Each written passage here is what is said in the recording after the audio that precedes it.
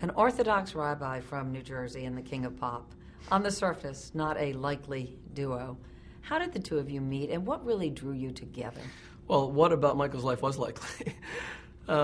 We met in the summer of '99. We were introduced by our mutual friend Uri Geller, and Uri called me and said to me that Michael would like to meet me, that he knows of my books, and that I wouldn't say that Michael was looking overtly for any kind of guidance, but I do think that he was open to someone telling him that his life really needed a reorientation. Was that something he said to you when you met him in 1999? He didn't have to. So that's what was so interesting. The first time we met, it was amazing how shy he was. You know, when you see a man who's such an extrovert on stage and such an introvert in a private setting, you could see that there was a woundedness to him. He wasn't very trusting. He opened up very slowly. Does this become like a weekly thing, a monthly thing? How did the relationship develop? He called me about a week later and he said, why don't I come by and we'll talk more. And we had these searingly honest and very authentic conversations from the beginning. After about the second meeting, he said to me, take me to synagogue.